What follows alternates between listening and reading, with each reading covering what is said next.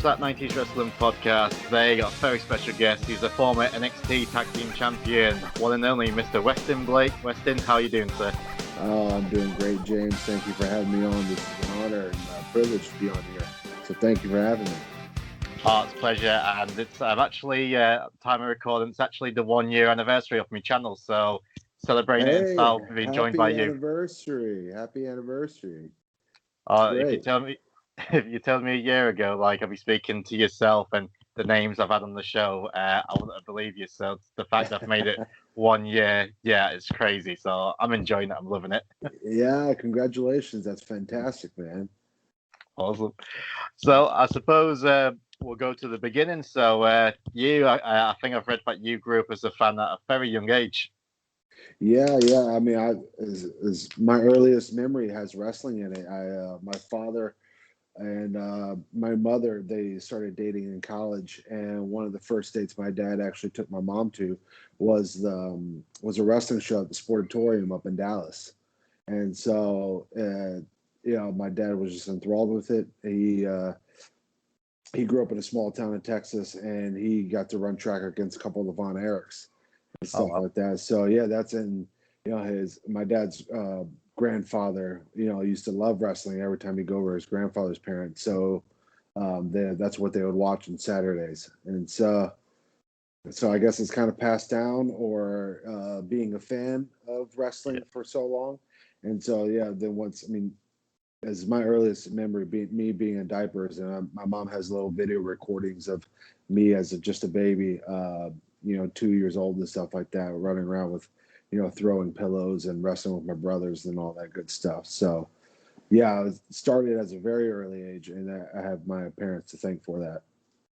Awesome. And you mentioned you're from Texas. I know it's a little bit before our time, like world-class championship wrestling, but Von Erich country, like it was so big. And I actually watched the documentary the other night as well, like the world-class Verizon 4. And how big are the Von Erichs around Texas? Oh, huge. They were huge. And like I remember my dad was telling me, like I said, from his great grandfather, he did not like the Funks because he was a huge Von Erichs fan. Loved the Von Erichs, of course, the dad and everyone, the whole family. And so it's just funny to fast forward to when I graduated college, and then I'm going to go get trained by Dory Funk Jr. Yeah. My dad kind of laughed. He said, "Your grandfather would be rolling in his grave right now if he knew that you were going to train with Dory Funk." He said, because he did not like the Funks. And it was just, it's funny how that, that all plays back in life and how that comes through. So, it's cool. Cool. How was Dory Funk to train underneath him? I mean, he's one of the all-time greats. He is. I mean, I call him a father figure in wrestling to me, because he treated me very well, and learning everything it is about being a pro wrestler in and outside the ring.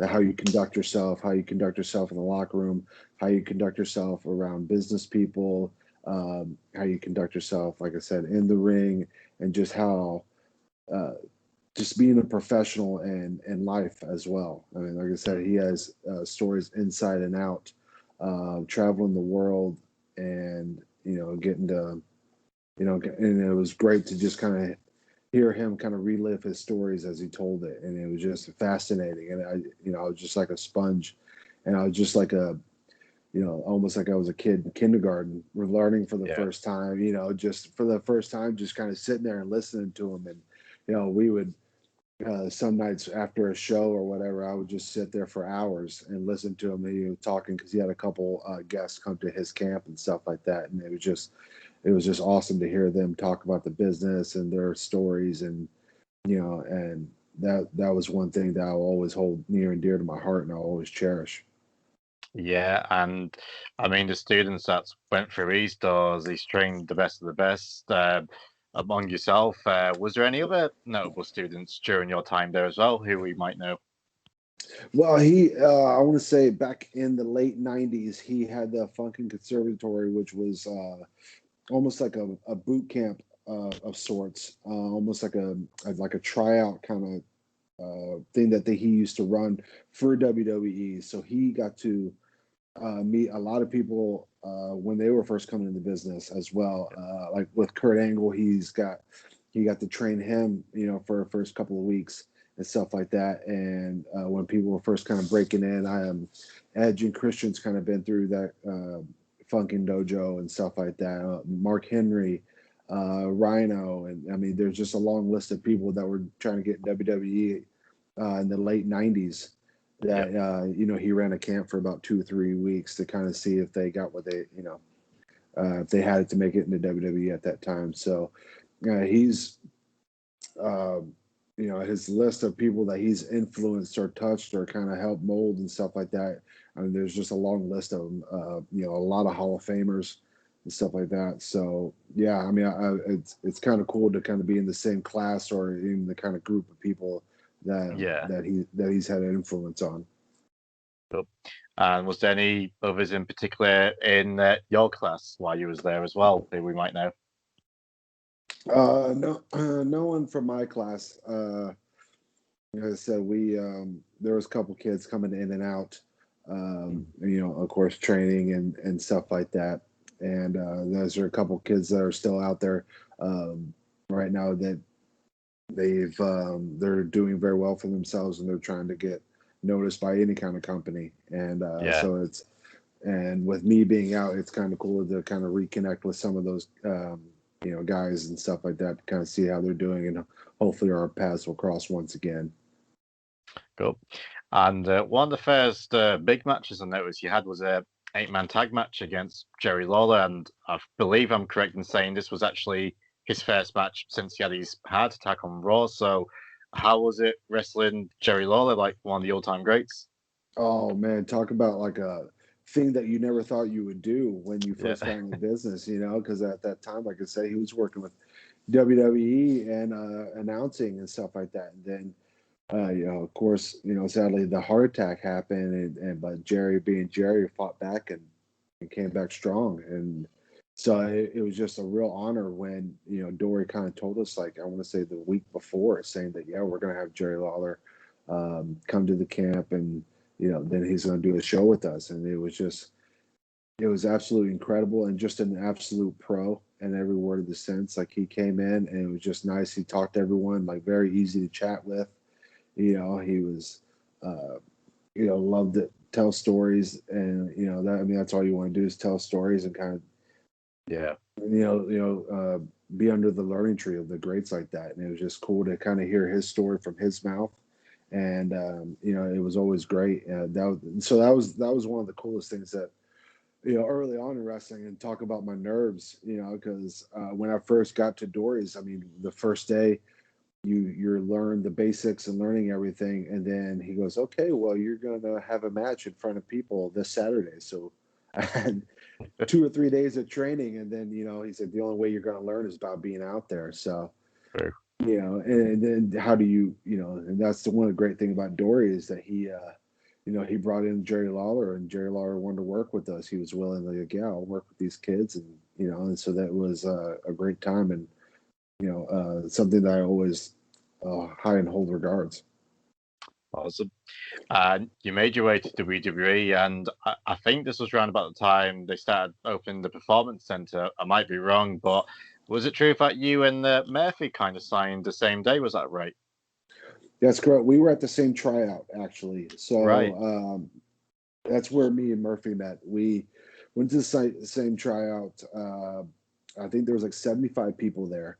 And out of that tryout, there was at least one guarantee that they were going to sign people. So 75 people, and they were going to announce at the end of the camp, like, yep, we're going to sign someone. And Murphy was it. Murphy was the guaranteed guy out of that. And so we met there. We started like kind of a friendship there because we kind of ran some of the drills together.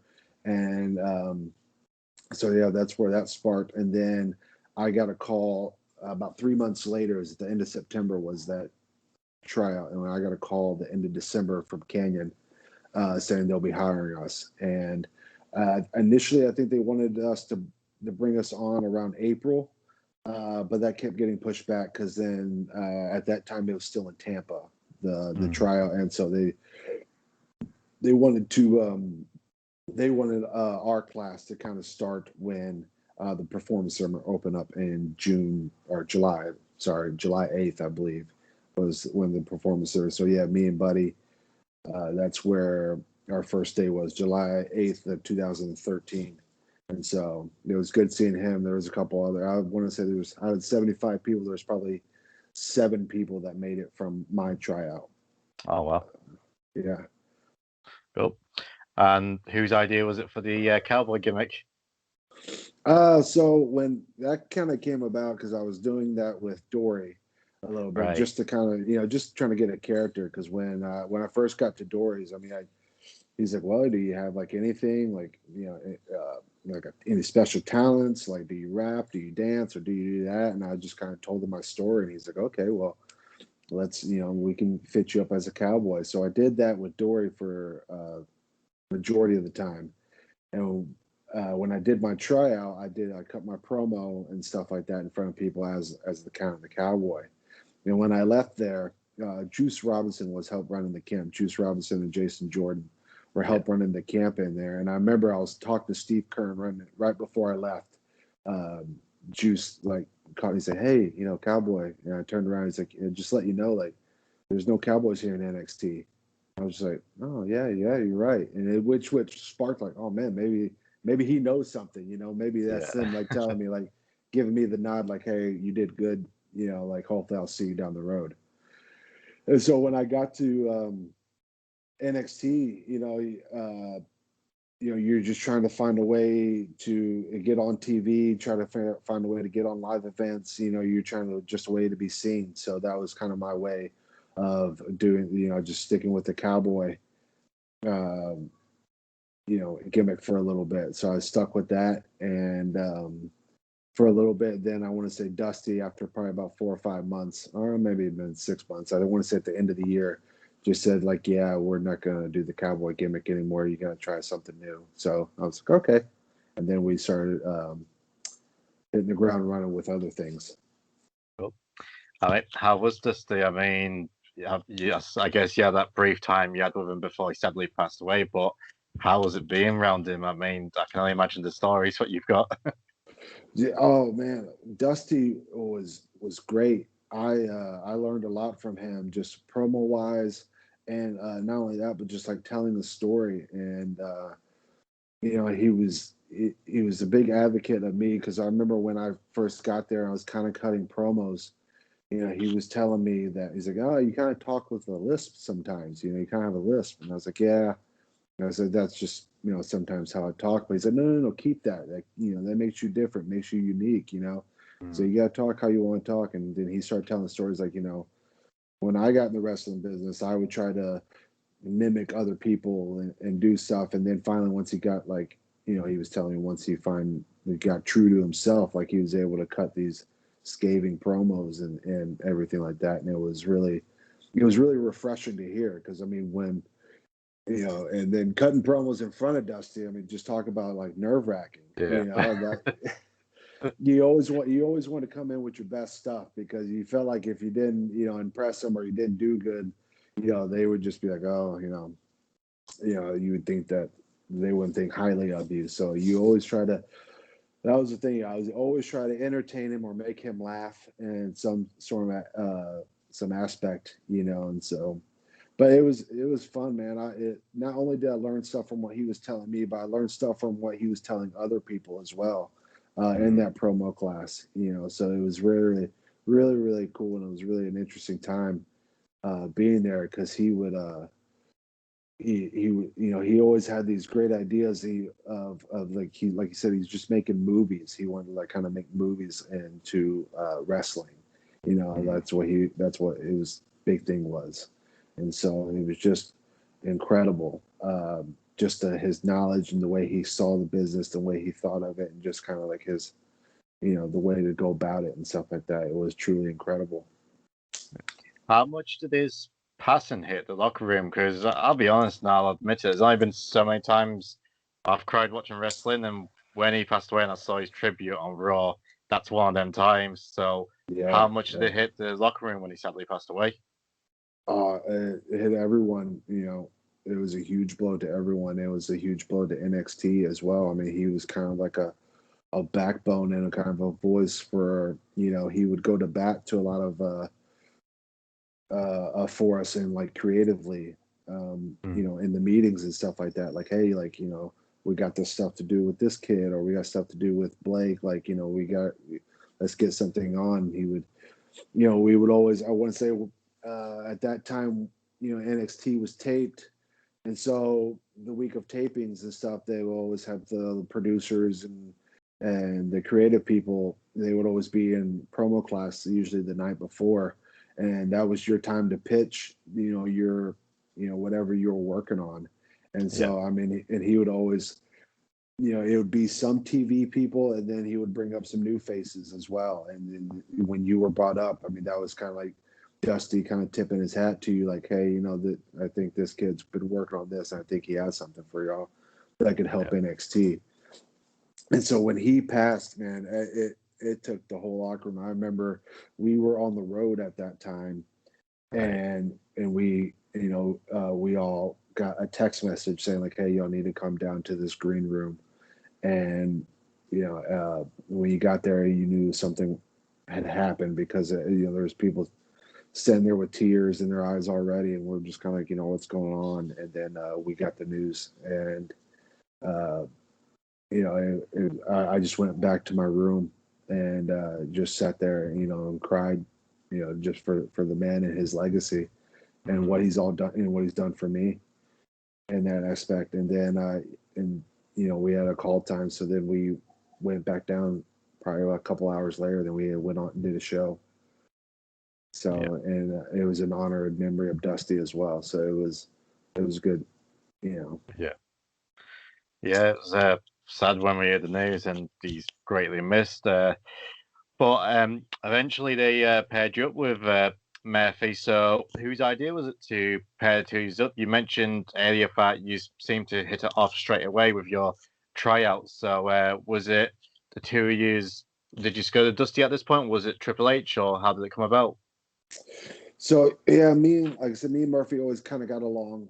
And we, once we got here, he's from Australia, so we hung out quite a bit. We like going to eat together, and we would travel together for the first start of it, and we would, hang out and just be guys, play video games, do whatever we did. And I think we were both kind of doing both doing the single stuff. I think I was doing the Cowboys stuff for a little bit, and he was doing his little thing. And I was just coming into work one day, and Matt Bloom, who was commentating at that time, he was commentating. He was assistant coach, or coaching at that time. He was coaching a couple classes. I was just happened to walk in. I was getting ready for training, and he, called me over. He's like, "Hey, have you ever thought of doing a tag with Buddy Murphy?" And I said, I haven't thought about it, but I would love to. Yeah, And he's like, "Okay, just something to think about." Then that night, I went to promo class, and then Dusty, after my promo, Dusty's like, "Hey, come back tomorrow with Buddy and cut a promo." And I just asked, like, is there anything you want me to say? He said, no, we just want to see y'all two in front of a camera together. So he's like, so just y'all two come up with whatever, and then but we just want to see y'all cut a promo. So I was like, okay. So when I left, I called Buddy. I was like, hey, Dusty wants us to cut a promo together. And he goes, okay, yeah, we can do that. So we came up with something. And then that weekend of live events, we were booked together. We were booked together against the Lucha Dragons with Sin Cara and Kalisto, because at that time they were trying to build the tag division a little bit, because they just kind of, Ascension was kind of running shop there for a good long time, So I think they were just trying to find some tag teams. And so and then our first time tagging, of course, we didn't have any gear that matched. So I had to borrow someone's boots, because Buddy kind of had the white gear with the white kick pads. Right. And so I had to borrow. I was like, hey, can I borrow your white boots? Yeah, sure. Then I was like, then I had to go to someone else. Like, hey, can I borrow your white trunks? And so when we at least came out, we kind of looked like, we weren't matching, but at least like, okay, we kind of know this somewhat looks like a tag team. Yeah. And so we that weekend, that's what we did. We worked the Lucha Dragons, and and we kind of like, man, we got really good feedback. Like, man, y'all gel, your chemistry's there, y'all working well together. That was great. We're like, okay, and we got pulled in the office that very next week, and we were told like, hey, don't invest into this. This is just to get y'all work on live events and kind of get y'all seen. So don't invest, don't get gear or anything like that. Well, me and Buddy left that meeting. We're just like, you know what? We're gonna get gear, and so we did. Yeah. So we got matching gear together, which luckily we did because we one of our first TVs, I guess, was against the Lucha Dragons, and it was just to get the Lucha Dragons over.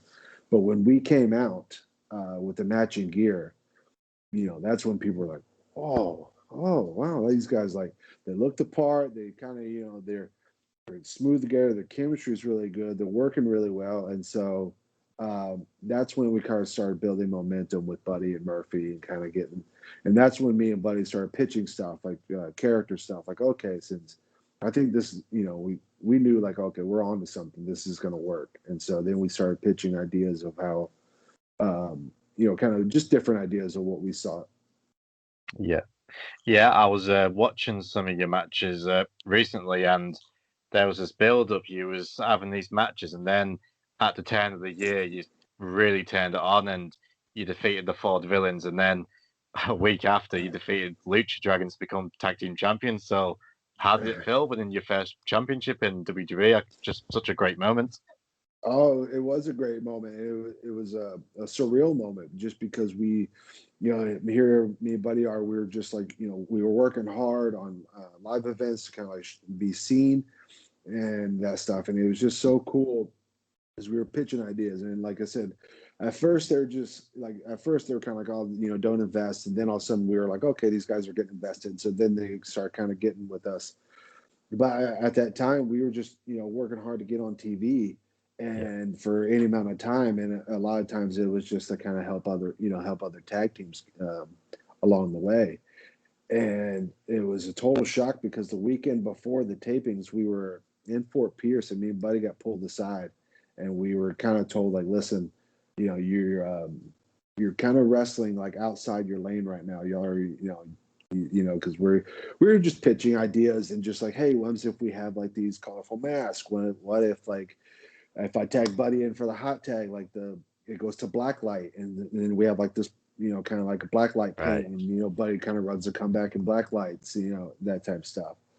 And and they were just like, whoa, like you're not even on TV yet. Like, when you're on TV, it's to help out other people. So it's like, don't. We were just, we were told we were outside our boundary a little bit.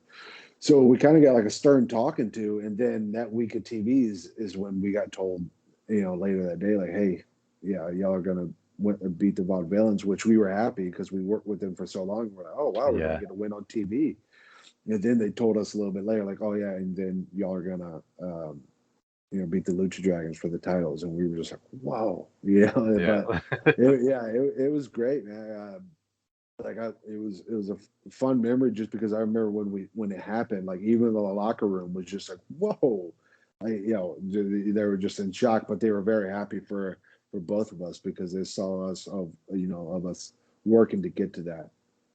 Yeah, and you retained the titles against Lucha Dragons at that takeover. So, what was it like working the takeovers? Because like you was in NXT for like a year or so at this point. So, Yep. and during this time is when NXT started evolving and started getting these takeovers. So, how was it like wrestling your first takeover and retaining the titles? Very cool moment that I'll always be with me and stuff like that. And yeah, because I remember it's just cool because, like I said, we were there from the very beginning of the very first takeover arrival and stuff. And so it was just cool to like watch that show and kind of see NXT and see the fans grow and see more people coming to live events in Florida, and like we're building a following and stuff. And it was just very cool. And I think even from like the fans, they kind of watched me and Murphy grow and more. And then, and with that takeover, it was very cool, nerve wracking to say the least. Just with, I mean, we were kind of wrestling in the same crowd and stuff like that, but it was just like more eyes. Like it was kind of more of the pressure, I guess, we put on ourselves. Like, okay, this is like our pay-per-view. This is our big moment. We have to go out and kill it and stuff like that. And it was very cool because we got to wrestle, of course, Sin Cara, who was up on the main roster at that time, and he was coming down helping out NXT with that. And so it was just very cool to get to wrestle him. Of course, Kalisto, always fun wrestling him as well. So yeah, it was a great fond memory that we had, and it was great that first takeover, and then kind of the leading up to that, kind of getting out of Florida. It was another wild experience in itself. So. Yeah, and your next big feud after this was Enzo and Big Cass. How was Enzo? Like, I think he's got the reputation of love him or hate him. I know he's apparently had like a lot of heat backstage. Is there anything you can expand on that?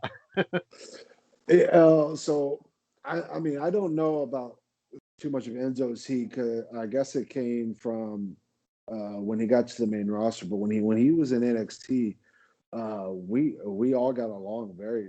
Enzo, Cass, me, Murphy, like we gelled. We loved working them. I mean, they were great. I mean, we would pitch ideas with each other. We thought we loved working them. One of my favorite matches with them was it was a live event in Albany. It was right before our takeover match with them, and I remember because Michael Hayes was just like, "Hey, have y'all got any false finishes?"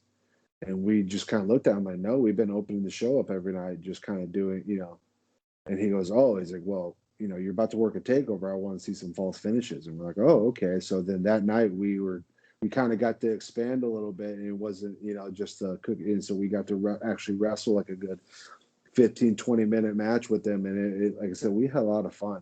And Enzo's always been great with me.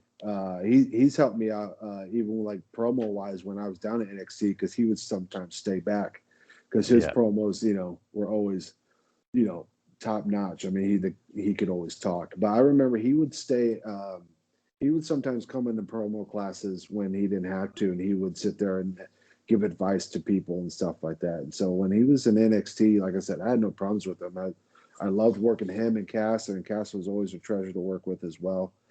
And I always had a lot of fun with him, And then I guess I don't know if he got that heat or whatever when he got up to the main roster or whatever that was, but I know nothing about that. But when he was down in NXT with us, he was always good by me. Cool. And I mean, I interviewed Kaz a few weeks ago, and he was nice as could be. And obviously, after he got released from WWE, he had a lot of downs and addiction problems, which thankfully he's come over it. He seems to be in the best shape he's ever been in his career. What do you think of his current run in Impact Wrestling? How he seems to have got his life back in order now? I love it.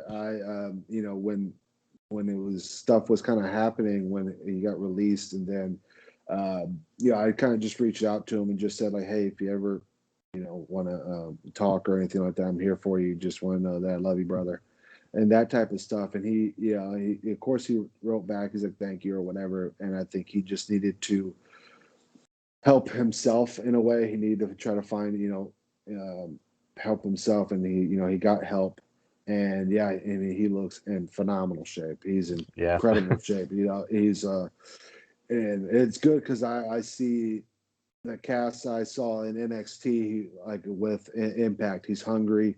He's in great shape. He looks focused. He looks driven. I mean, he's gonna be a force to reckon with. I mean, the guy's, 7 feet tall, and he looks like $1 million. So I can only imagine his future and the potential that he has coming in front of him. So I wish him nothing but the best. As he's always done great by me, and I always loved working with him. So hopefully I can get to work with him here soon after my 90 days no compete clause is up. So hopefully, and.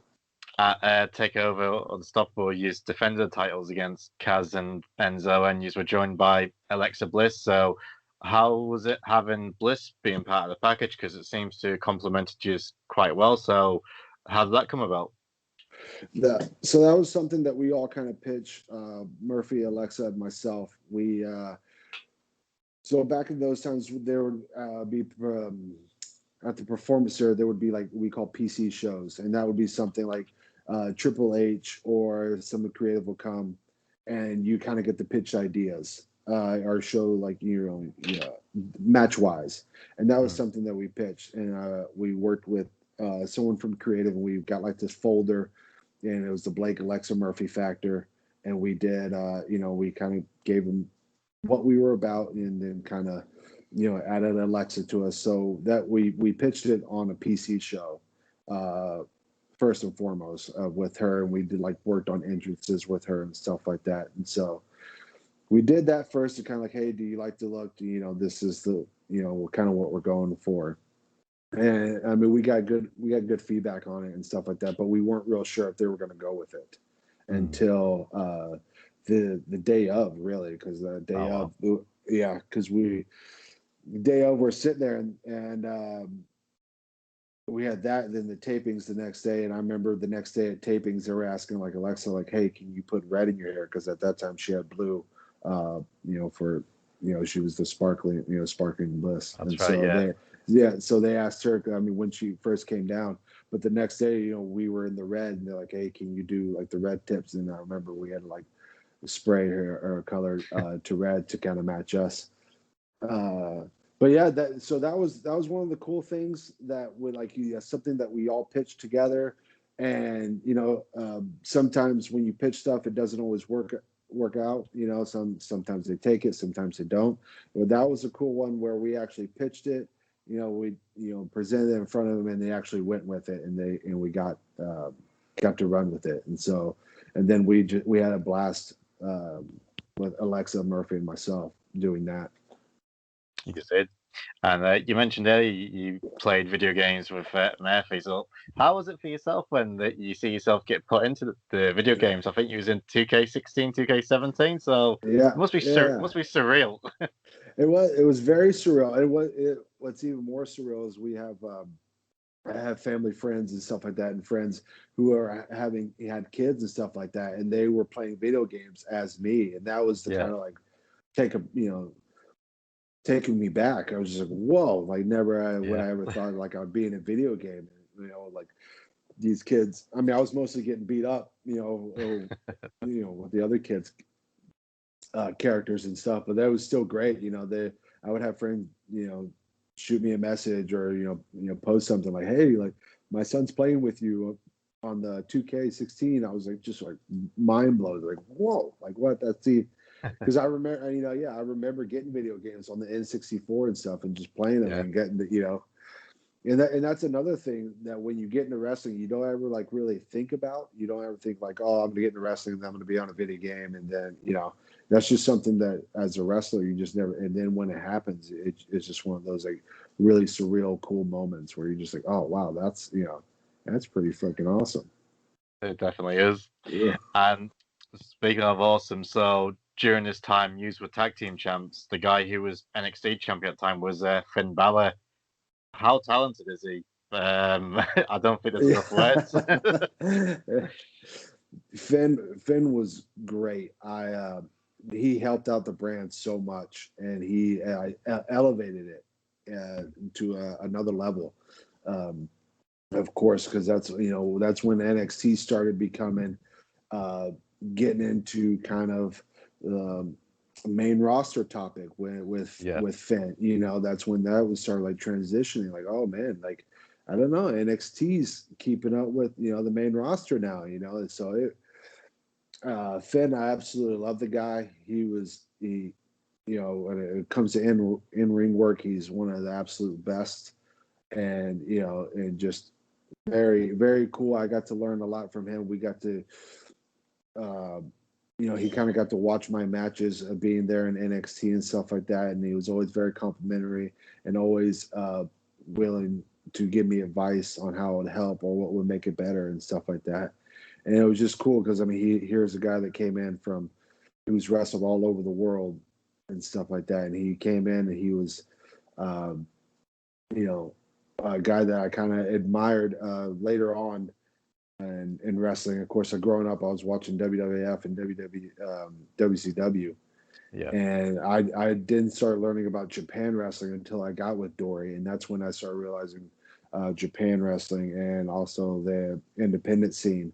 And he was always one of those people that I would watch, and so it was just very cool not only to meet him but also a guy that I could call friend, and he was always complimentary and always very nice.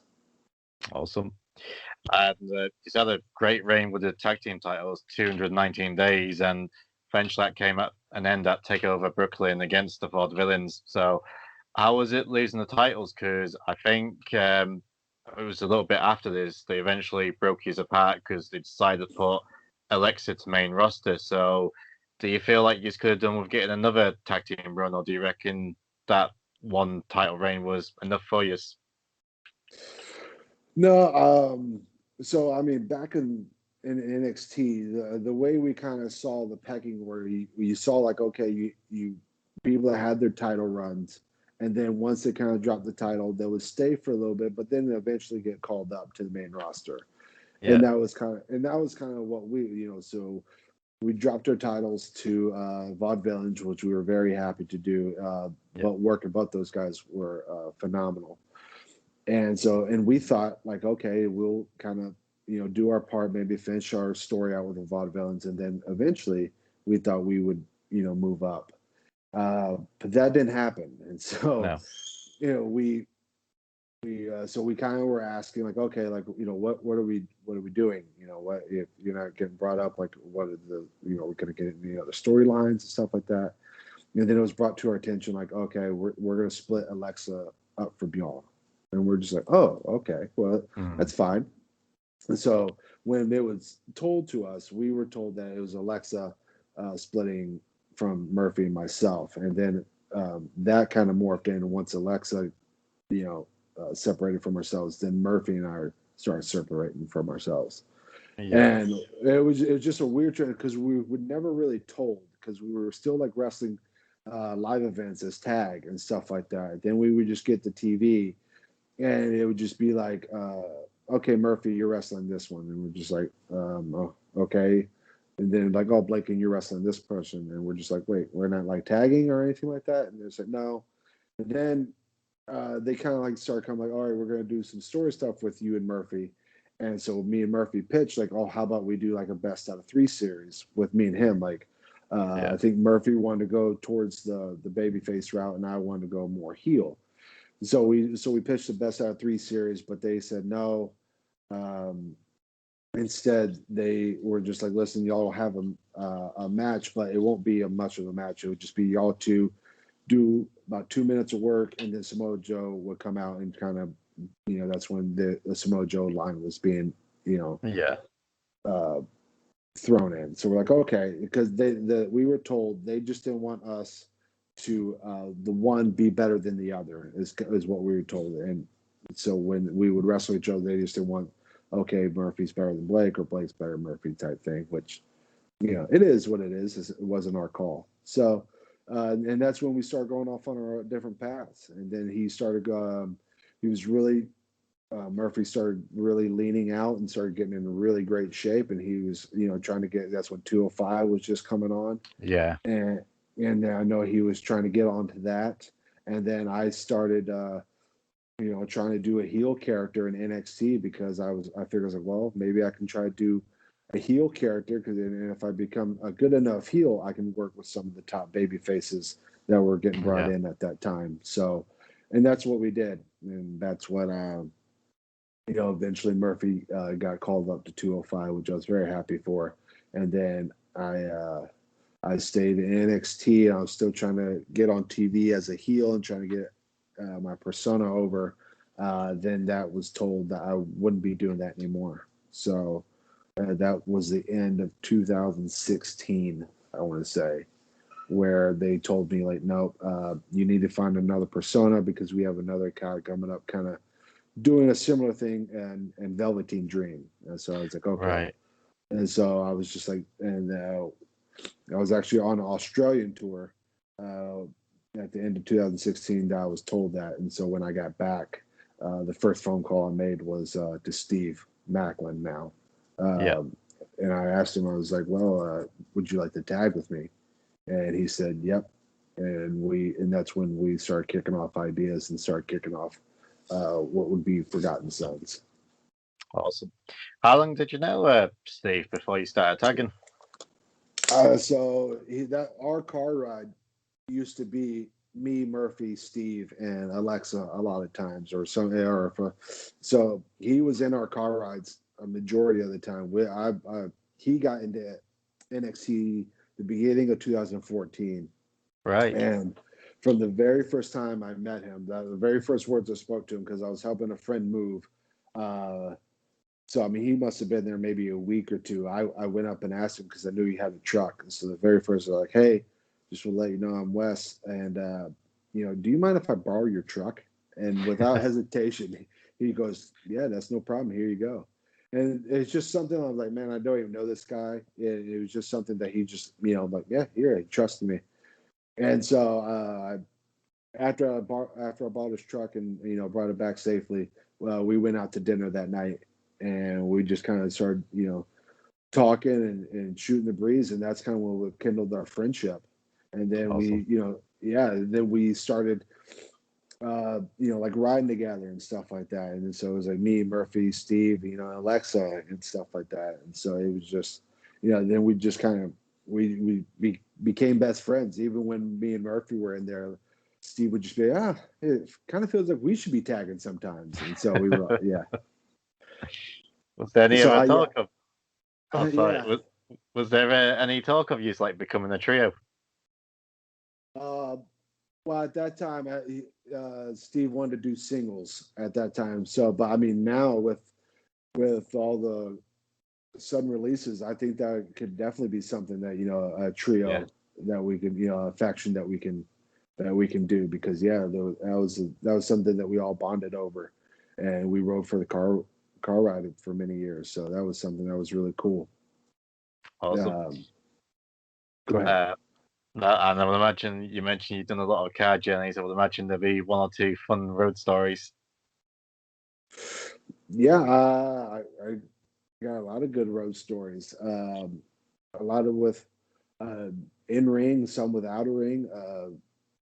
What I want to say the kind of fun road story. So the very first road loop that we did with NXT, I was in Ohio. We were doing, I believe there was the Arnold and stuff like that. And so normally when we did live shows on Florida, we would have a crew of 50, 60 people who helped set up the ring.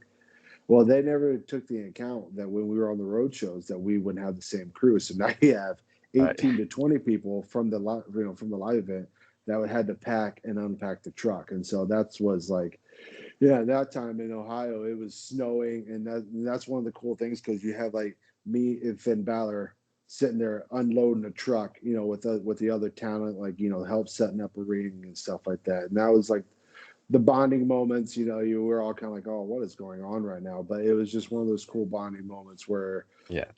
everyone's helping getting stuff ready and set up and stuff like that. And so that's when they started realizing, oh, we need to bring a bigger crew, or we need to have a crew set up for them. So Cool. And eventually you started teaming up as the tag team, Forgotten Sons, sorry, and started going really well. And then they paired you up with Ryker. So how did it feel being this 3-man team in NXT? Because you was running roughshod all over NXT. yeah, that was another cool thing, because that was something that, like I said, when we got back from the Australian tour and they told me that I wasn't going to be doing that, like I said, the first call was to Steve, and I was like, hey, let's do this tag stuff. And we were all for it, and we went, and with all our eggs in that basket, we pitched a lot of ideas and stuff like that. And at that time in NXT, is kind of needed some tag teams, because I want to say like FTR was getting called up, and then AOP was getting called up shortly after. DIY was just splitting, and stuff like that. So they were kind of like, it was almost like a reset for the tag division. Like, okay, and that's what I was telling Steve. I was like, I think this is a good opportunity for us to like be seen and get on TV. And then Undisputed Era kind of came in, and they, of course, we pitched stuff to work with them as well. And we had some storylines like we were trying like little bits and pieces of how they were going to get me and Steve together, but it just never kind of fizzled out. And then finally, I want to say after about 9 months of us pitching and stuff like that, we finally were going to get a debut in Atlanta, Georgia. And I'll never forget, me and Steve were there, and one of our writers come up to us and be like, "Man, they've been trying to get you all on TV for the past 9 months." And we were just like, "Wait, what?" They're like, "Yeah, every creative meeting they have it there. Like, okay, what are we gonna do with the Forgotten Sons?" And they were just kind of like, "Oh, well, let's hold off another week." And like, so we did the debut in Atlanta, and then they ended up scrapping it because that's when we announced that we were going to be in the Dusty. And I guess they said that we weren't, storyline wise, we weren't going to advance very far in the Dusty. So they said we just didn't want to have you debut and then you kind of like your steam get lost right away.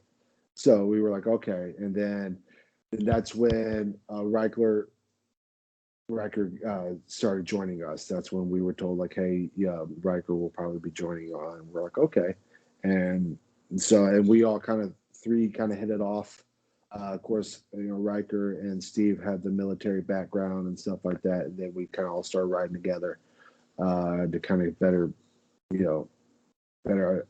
understand each other and stuff like that. So, and then we started doing stuff with that, and it always seemed like we would be building steam and we'd be building momentum, and then all of a sudden it just never like kind of panned out. It just like they almost, I don't know, like we said, build momentum, then we'll just like stop, and then we'll kind of be stagnant, and then we'll kind of have to rebuild again. And so because I mean, you was in the Dusty Rhodes Classic and you made it to the final. You defeated Birch and Lorcan, defeated Mustache Mountain. Then eventually you faced Black and Ricochet in the finals, and it seemed like for me watching it as like a fan, it seemed like they was pushing you to win it, and it was obviously Ricochet and Aleister Black's two of the most talented wrestlers of all time. We can agree on that. of but course, yous were a tag team, and these were like put together, and I'm like, and I'm thinking, well, they're getting called up soon. We know that. I'm like, does it make more sense for you and Cutler to win this tournament? Right. But how was it wrestling that match? And was you disappointed that you didn't get booked to win the tournament? Well, anytime you get to wrestle two talents like Ricochet and Tommy, or Aleister Black, sorry, but anytime you get to wrestle those two, there really is no disappointing, because it was a lot of fun. I mean, those two are, like you said, some of the two of the best talents in the world, and that was a good thing that me and Steve kind of, got to wrestle them and kind of show like our talents as well as a tag team and stuff like that.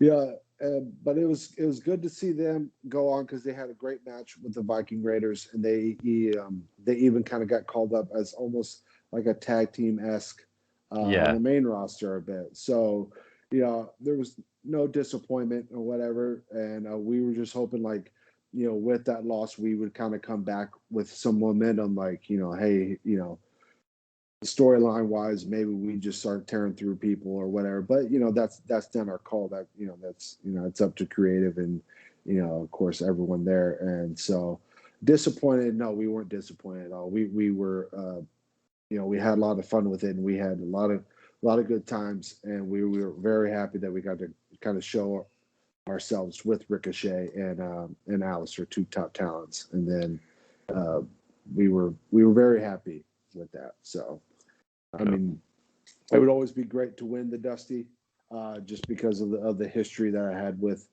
Dusty and how much he helped me with my career and stuff like that. But anytime you're part of the Dusty, it's always special. So that's another thing, And it was around about this time AEW started off. So, what was the feeling of the locker room and what management you spoke to when AEW got announced and that you realised you were going head to head because obviously you was with NXT before AEW and now Yeah. during. So what was the locker room like in management when you heard that right? They're programming Dynamite up against NXT? Uh, locker room was always sound with the guys in there because I think everyone in the locker room, they knew uh, their worth and they knew their talent and they know like, hey, we could put on a great show. We can, so talent wise, NXT with the locker room and stuff, we we're just as confident as ever is going. Uh, Management, I don't know. I mean, obviously NXT tried to get the leg up on them going a couple weeks early with it and stuff like that, going live, and so I guess that's a sign from management that I guess they just want to get the leg up on them.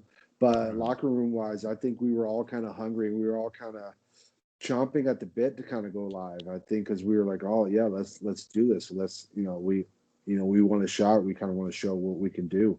And I mean, from the top of the roster all the way to the bottom, I think it helped out a lot roster wise, and it gave everyone a sense of drive and sense of everyone has passion in there, but I'm just saying everyone's work ethic and work rate was started going up. Like, okay, let's try to put out the best product that we can, and I think when you do that, I mean, you win. So Yeah, cool. And eventually you did get the call up to SmackDown, and must have been surreal. Like you've been working for quite a few years now to make it to SmackDown. So was there a big difference, like going from NXT or SmackDown, or did it just feel very similar? It was a weird time, just because we got told that like, yeah, listen, y'all are going to get called up to SmackDown, because at that time it was pre-pandemic, and we were just told like, hey, they need like a 3-man group up there, a heel 3-man group, so they can go against people like New Day and the Bloodline and stuff like that. Yeah, and we, of course, we were all very excited about it, and we were going to go meet up with Creative and Vince the week before WrestleMania up in Sanford. And of course, that never happened because the pandemic hit and the COVID hit, and so everything got shut down. And then everything got moved to the Performance Center, and so it's kind of comes back a full circle because my very first match in NXT was at the Performance Center, and my very first match getting called up at SmackDown was at the Performance Center. So it comes back full circle for myself and Steve. And but it was still a cool feeling. It was still a great to getting to be in the locker room with all those people, all those very talented people that have been there for years and stuff like that. And so kind of getting to talk with them. And it was it was very cool. And like I said, it was I think NXT going live helped us a lot. Helped us out a lot with going to SmackDown, like of course being live on Friday nights and stuff like that. So it truly helped us out in the transition. It was one of those another kind of driven moments where we wanted to of course show ourselves and show that we were proven to be there. Cool. And I mean, we'll get to the Jaxson Ryker treats in a bit, but it seemed like when I was watching it seemed like there was some big plans put in place for you. You just came over victorious against the New Day, and it seemed like you were well on your way to becoming tag team champions. Was that the plans before things happened, or what did you know of what plans you had at that point? So at that point, we knew that we were going to go into a feud with the New Day. We didn't know if we were going to win the titles or not. We just knew we were told like, hey, we're going to do some backstage stuff, promo type stuff to kind of get your characters out there for the next couple of weeks, and then y'all are going to start a feud with the New Day. And we weren't told like what the end game was or specifically how long it was going to go. We were just told, yep, you're going with the New Day. And that's what we were told. I think around that time Xavier Woods was out with injury, and I think we were going to kind of keep going until he came back, and I think we were going to have like some 6-mans, but we weren't told that we were winning the titles or anything like that. Right. Like I said, that's just something that that was just that we can just speculate because obviously we didn't get to have that feud with them, and then kind of Shinsuke and Cesaro got kind of put into our place, and obviously they won the tag titles, and so it just makes you think like, oh, maybe if if we weren't taken out, that could have been us winning it, but that was Yeah. never said to us. Yeah. And I mean, obviously, we're going to talk about so Jaxson Ryker put some tweets out just supporting his president. That's all. That's how I looked at it. I'm like, well, he's just supporting his president. That's how I looked at it. And Yeah, the thing is, I call Twitter a cesspool. It seems like, and I'm fairly neutral. Okay, whoever wants to support who, it's entirely up to them. I'm not going to tell someone who to support or what party they should support. So yeah, that's what he put his trade up. But obviously, there seemed to be some backlash from it. So when that came back out and you heard about this backlash, what was the reaction from yourself and Steve? And what did Riker say to you afterwards? And did he apologize for kind of bringing this heat on? I don't know if you felt heat from the locker room, but it seemed to have been secondhand heat, I suppose you could say. right. Yeah. So when that happened, I said a couple of the boys from the locker room messaged me that night. I was laying in bed, and I got my phone kept going off, and I was just like, "What's going on?" And a couple of boys like, "Hey, Riker tweeted some stuff like maybe." So I was me and Steve, shot him a message like, "Hey, just want to let you know, like you're kind of getting heat from a couple of guys in the locker room. Like maybe you should take the tweet down and stuff like that." And for him, he was just like, "There's nothing wrong with my tweet," so he's like, "I'm just going to keep it up." And so we're like, you are your own man. I was like, "Okay, I'm not going to sit there. I'm not your father. I'm not. I'm not. If that's how that's how you feel, then that's how you feel." And so I mean, Steve and I asked him to take down the tweet, and like I said, he didn't. And the next day, we went into the performance center and we talked with creative and a couple of boys from the locker room and saying like, "Hey, we apologize." I believe it. Riker just moved to the Carolinas, and so he wasn't there with us. So it was Steve and myself, and we're just kind of like apologizing. And from the locker room standpoint, there was no heat with Steve and myself. And we even that night, me and Steve, of course, made a couple of tweets just like declaring, like our opinion on it and stuff to kind of keep it, that's Riker's opinion. This is Steve's opinion. This is Wes's opinion. And when we talked with creative that the next day, they just they told Steve and myself that, like, "Hey, don't worry about it.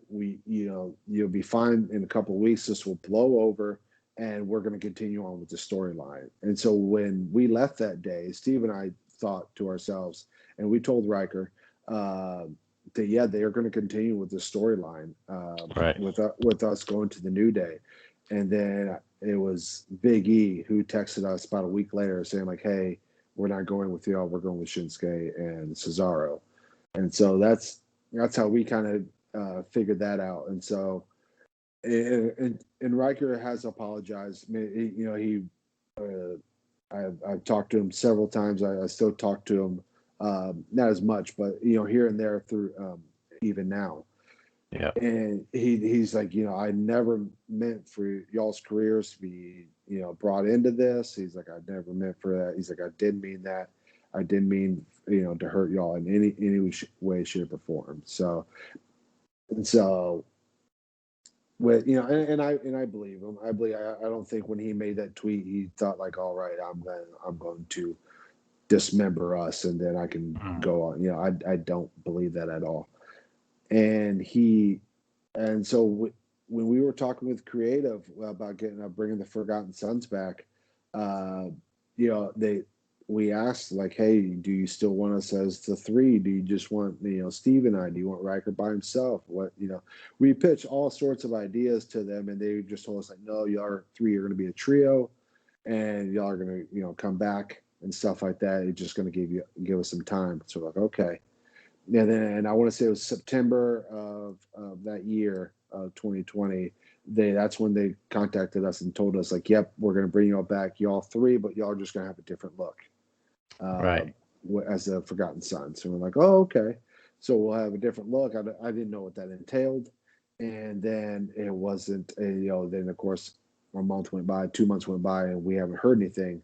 And then it was December when we found out that like, oh, yeah, Riker's going to Raw, for whatever he's doing, and then Steve and myself, we were going to stay on SmackDown, uh, to kind of get something going, and they didn't know at the time, and then eventually they paired us with Corbin.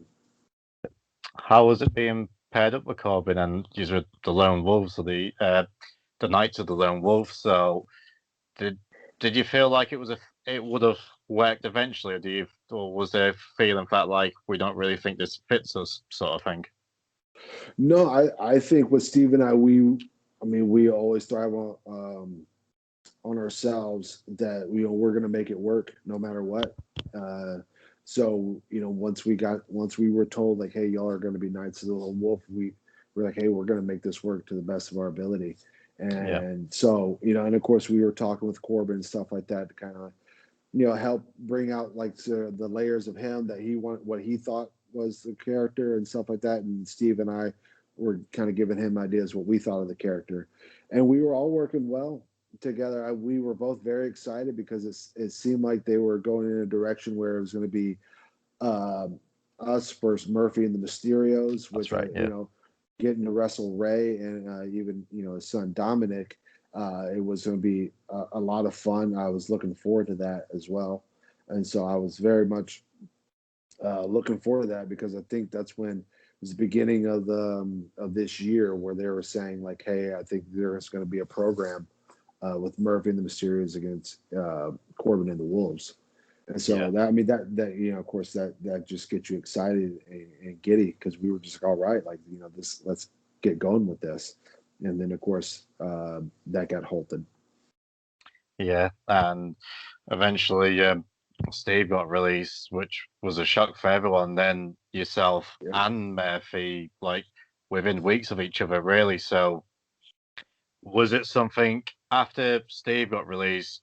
And I know, like, WWE tries to say it's like a spring clean, I suppose they say after every WrestleMania. But Yeah. after Steve got released, did you was you kind of prepared for thinking, yeah, perhaps I'm going to get released myself, or did it come as a shock to you? Yeah, it was kind of. So when Steve got released, he got released, and they told him that the creative had nothing for him. And so at that time, when we were the Wolves, and he got told that, uh, so in the back of my mind, I was like, that could be me next, but it didn't stop me from trying to, pitch stuff and get on TV as well, because that's when Murphy and I kind of started talking again, and we were kind of pitching like, hey, we should pitch like us getting back together, because then when I started talking with creative, because once when Steve got released, that was a shock to everyone, myself and himself included. Like that was just a phone call we didn't think we were going to have. Like I said, he did his 2 weeks of quarantine and stuff like that, and he he was ready to come back, and I think he was he was even at the PC that day, kind of helping out and stuff like that. And then of course when he got home that night, he got the call. So like I said, it was a big shock with him. And in the back of my mind, if they're telling him that if it's creative for him, I knew, if I didn't at least try to put something out, that it could be me next. And so that's what I did. I started just getting to work with pitching stuff, and me and Murphy started talking again, like, hey, maybe we, because he was kind of doing stuff with Seth again, but then they told Murphy like, hey, this is you and Seth is not going to be anymore. It's kind of just a one-off. And so that's when me and him were like, hey, let's like try to get us back together. And so that's what we did. We started talking and pitching stuff as well.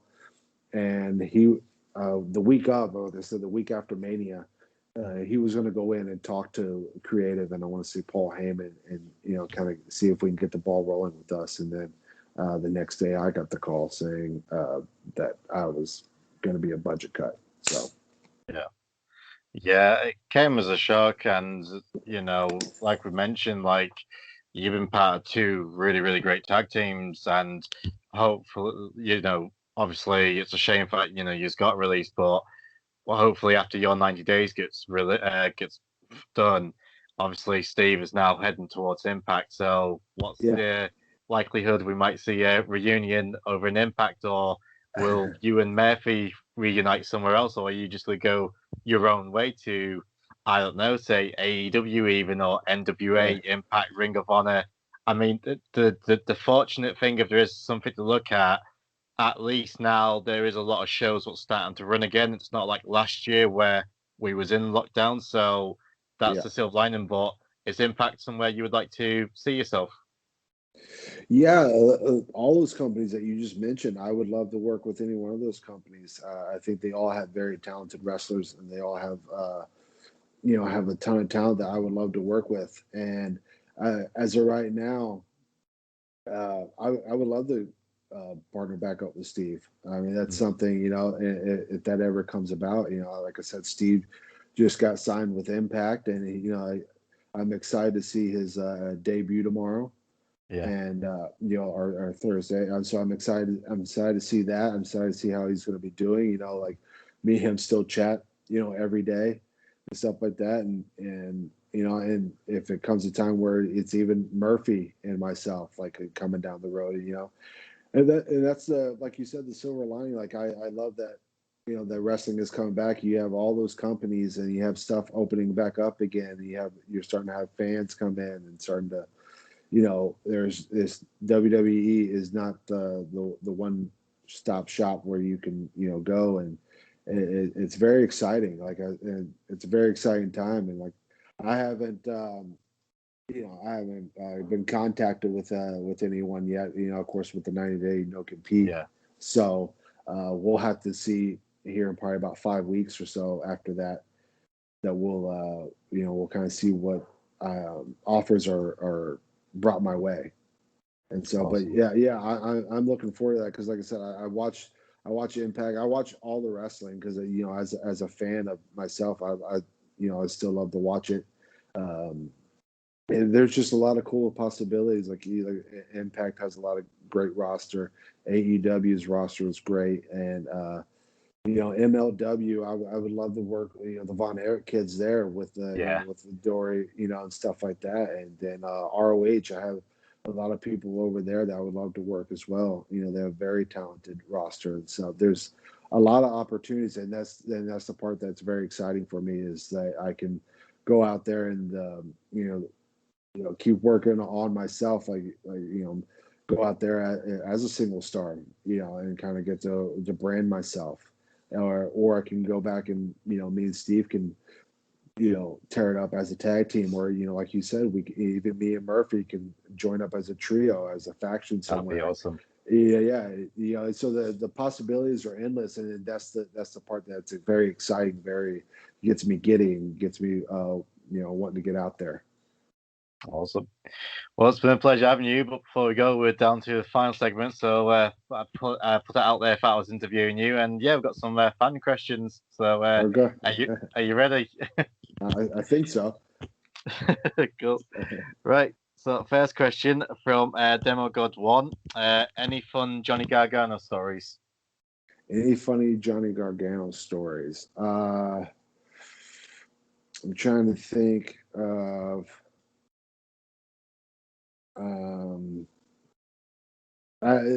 Any funny Johnny Gargano stories? I just want to say that we went. I forgot we were going to Jimmy Seafood Place, up there in Baltimore and stuff like that. Yep. And that was just a cool story because it was the whole locker room. We were all wanting to go to Jimmy Seafood's, and because everyone now is very much on a diet and stuff like that. But that night, everyone couldn't wait to eat, the cakes and stuff like that. And so it was very much a fun time. I know it's not a Johnny Gargano story or anything like that, but it was just kind of where we were all there, and that was just a fun time, fun atmosphere for all of us being with each other and stuff like that. And that's just a cool memory of, not only Johnny Gargano, but everyone there at the NXT. So Awesome. Same guy asked, how was Triple H like? Triple H was cool. Yeah, he's always cool. I the only thing I wish I had a better relationship with him, as in that we would talk more. Anytime that me and Triple H talked, it was just basically about creative and that type of stuff. I just wish I had like a better relationship where, like, if I had like his phone number or something I could text him, or a creative idea. But it was always, of course, he's a very busy man, but but NXT and stuff like that, he was always good to talk to, always, good to bounce ideas off. He was very, very cordial and stuff like that. Like I said, I just wish I did my part of doing better, of trying to get a better relationship with him. Awesome. And one more question for him. This one, he's putting you on the spot. Who is your favorite tag team partner, Cutler or Murphy? Oh man, that's a good one. Right. I will go with Cutler, just for just because me and Cutler, like I said, me and him were become best friends. I mean, he's the godfather of my children and stuff like that. So yeah, so he's very much like a brother to me. Yeah. But with me and Murphy, we had great times. Like I said, we won the NXT title, tag titles together. We got to have the fun with Alexa and Murphy and myself. That was always a great time. And it's just funny that Steve was there during those times as well, just not on screen. But yeah, I would say Steve, just from a personal standpoint, that like I said, me and him are like brothers, and that was something that we pitched, and then it came to fruition, and then we enjoyed every second of it, and it was just have a lot of good times. Awesome. And you're a 90s child, so the question is, are you a Shawn Michaels guy or a Bret Hart guy? Ooh, so when I was young, of course, the Iron Man match, which I still think is the greatest match in WrestleMania history. To me, it goes that one, then Taker and Michaels at 25, just because I was there in that crowd, and then the atmosphere was electric. Wow. Yeah, so that's why that's in my number. But Bret and Shawn is my number one, and of course, Shawn, being from Texas and San Antonio as a kid, I was always a Shawn guy. So I was always very much a Shawn guy, and it was very cool to get to work with him. And once he came to NXT and stuff like that, and so he was always good to the Forgotten Sons. I think he was the reason he was definitely on our side to when we were first trying to get on TV and that type of stuff. So yeah, it was very cool. Awesome. Well, it's been an absolute pleasure having you on the show. But before we do sign off, tell everyone where they can find you on social media. Yeah, you can find me on social media on Instagram and Twitter at the Wesley Blake. And so, yeah, just go there, click follow. Hopefully I entertain y'all enough with my content. I need to do better about putting more content out there. Sometimes I just get wrapped up and busy in this thing called life. And sometimes, I forget to snap a shot or take a video or do whatever so I can share it with the world. But I'm going to do better by doing that. So. Yeah, I've got no idea. I've got time to do a podcast. I literally have to wait for the kids to go to sleep, and when it's like 11 o'clock, I'm like, right, now I can record the podcast. Right. So after we finish it, I'm straight to bed. I don't blame you, man. I don't blame you. Cool. Well, Wes, it's an absolute pleasure having you on, and I'm very excited to see where you go next. And yeah, hopefully next time we see you, we'll have some gold around your waist. And yeah, I'm looking forward to doing this again one day. Yeah, all right. I can't wait to do this again. Thank you.